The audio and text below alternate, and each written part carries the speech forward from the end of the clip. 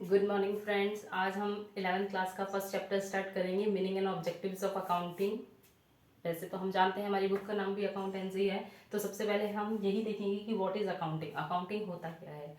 मैं आपको मेनली बताना चाहूँगी कि बिजनेस, जब हम कोई भी बिजनेस शुरू करते हैं, चाहे वो छोटे लेवल पे हो चाहे वो बड़े लेवल पे हो, हम सबका एक इंफॉर्मेशन कलेक्ट करते हैं सब में, और उसमें देखते हैं कि उसमें लास्ट में कोई मंथली निकालता है, कोई 6 मंथ्स में निकालता है, कोई ईयरली निकालता है कि उसमें प्रॉफिट हो रहा है या लॉस हो रहा है।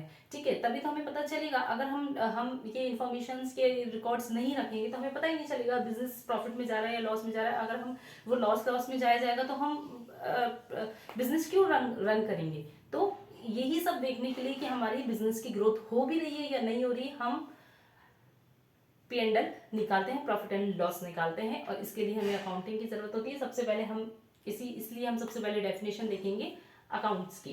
अकाउंटिंग क्या होती है? अकाउंटिंग होती है किसी चीज को कलेक्ट करना। अकाउंटिंग मीन्स इज कलेक्टिंग, किसी चीज को कलेक्ट करना, समराइज करना, उसे डिटेल में जानना, एनालाइज करना and reporting in monetary terms, और रिपोर्ट करना उसे मॉनेटरी टर्म्स में। मॉनेटरी टर्म्स मीन्स मनी के टर्म में हम ये सब काम करते हैं। इंफॉर्मेशन अबाउट बिजनेस, बिजनेस से रिलेटेड जो भी इंफॉर्मेशन है उसकी, मीन्स हमें जो बिजनेस से रिलेटेड जो भी इंफॉर्मेशन होती है उसको कलेक्ट करते हैं, समराइज करते हैं, एनालाइज करते हैं और रिपोर्ट करते हैं। किसमें? मॉनेटरी टर्म्स में। ये इसकी अकाउंटिंग की सिंपल डेफिनेशन है।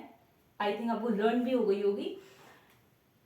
ठीक है, इसके बाद हम बात करेंगे करेक्टरिस्टिक्स की। करेक्टरिस्टिक्स क्या है? करेक्टरिस्टिक्स है it is an art as well as science. ये आर्ट भी है और साइंस भी है।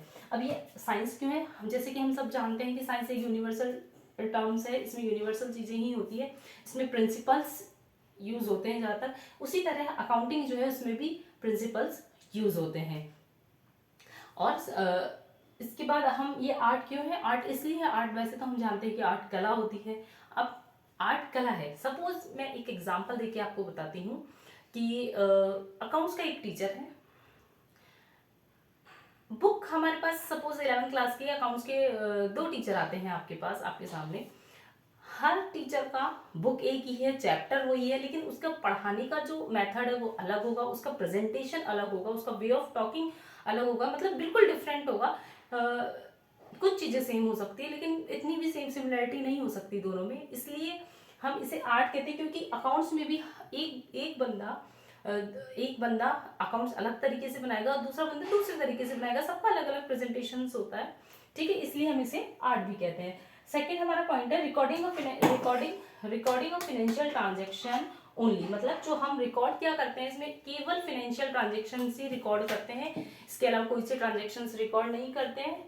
फिर है recording term of money, money के टर्म में ही हम रिकॉर्ड करते हैं। ये तो हमें पता है कि हमें मॉनेटरी टर्म्स में ही इंफॉर्मेशन कलेक्ट करनी होती है और रिकॉर्ड भी हमें मनी के फॉर्म में ही करनी होती है।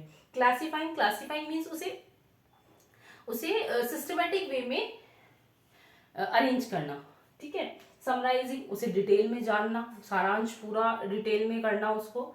ठीक है, इंटरप्रेटिंग मीन्स एक्सप्लेन करना, उसको होल को एक्सप्लेन करना अपने हिसाब से, कि इंफॉर्मेशन जो बिजनेस इंफॉर्मेशन है कि उसको एक्सप्लेन करना कि किस तरीके से उसने क्या क्या, कब उसने कब उसको प्रॉफिट हुआ था या कब लॉस हुआ था बिजनेस के अंदर, या उसने कब माल खरीदा था, कब बेचा था, परचेज किया था, सेल्स किया था, कब डिस्काउंट में उसको कितना, ये सब चीजें इसमें रिकॉर्ड की जाती है। कम्युनिकेशन तो वैसे भी बहुत इंपॉर्टेंट है।